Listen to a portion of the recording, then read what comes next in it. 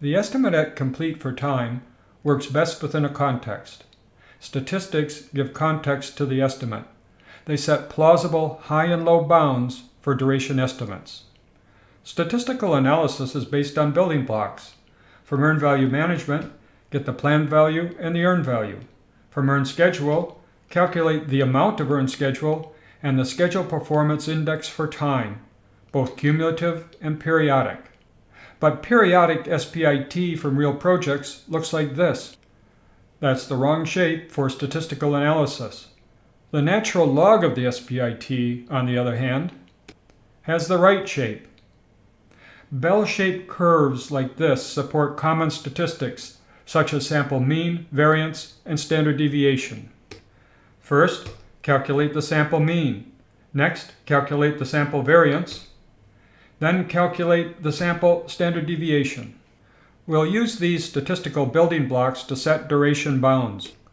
We start by identifying plausible limits for schedule efficiency.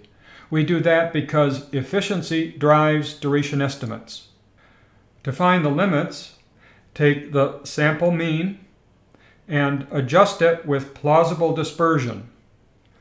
The score is the distance a given point lies from the mean. It's measured in standard deviations. Normal curves like this don't work well for projects. For them, different curves work better. They look like this. They have fatter tails. These curves were developed for industries that require small samples, also known as tests, so they're called test curves or T-curves for short. The area under these curves is distributed differently from normal curves, so T-scores differ from normal scores. Next is the swing. Sample size causes a swing in measurements. Bigger samples mean less variation. With the bell curve, as measurements are added, proportionally more go to the center than to the tails. The higher the peak, the narrower the spread. The formula for the swing is the sample standard deviation divided by the square root of the number of measurements. The last factor is size.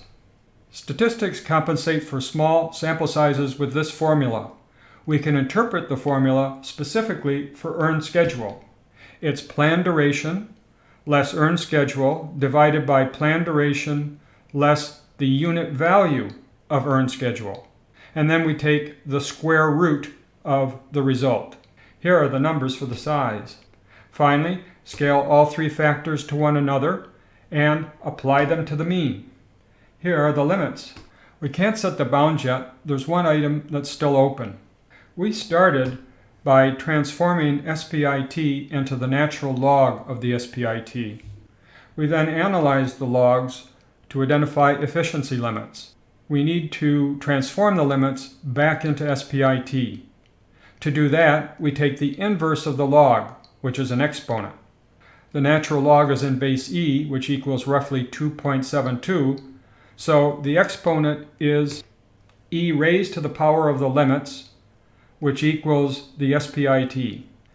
At last, build the bounds. Use the classic formula for the estimate at complete for time.